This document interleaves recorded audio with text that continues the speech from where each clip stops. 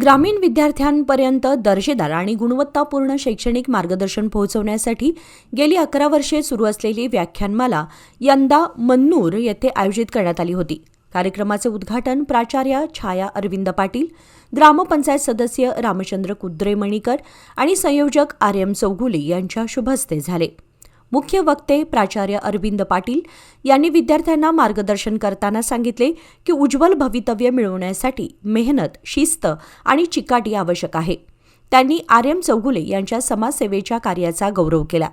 चौगुले सरांनी कोणतीही आर्थिक अपेक्षा न ठेवता ग्रामीण विद्यार्थ्यांसाठी ही व्याख्यानमाला राबवली असून हजारो विद्यार्थ्यांना याचा लाभ मिळाला आहे।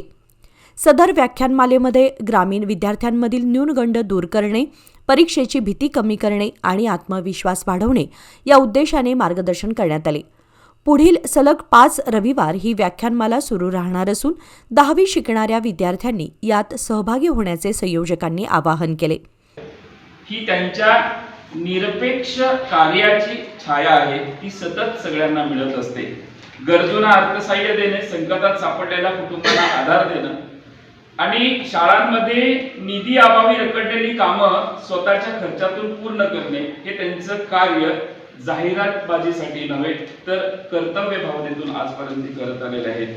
अनेक शाळांचे वर्ग, भिंती, स्वच्छतागृह, पाण्याच्या पिण्याच्या सोयी त्यांनी उभ्या केलेल्या आहेत आणि साहेबांनी शाळेची जी अवस्था आहे ती त्यांना नेहमी अस्वस्थ करत राहते, तिथं जाऊन त्यांनी मदत केलेली आहे। मराठी भाषा ही केवळ संवादाचं साधन नाही, तिच्या अस्मितेसाठी झटणारा हा लढवय्या सेवक आहे असं मी म्हणेन।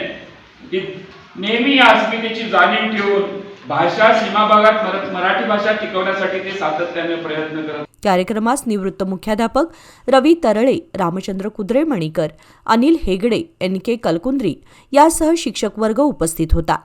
सूत्रसंचालन व आभार प्रदर्शन गुरुवर्य प्रकाश बेळगुंदकर यांनी केले।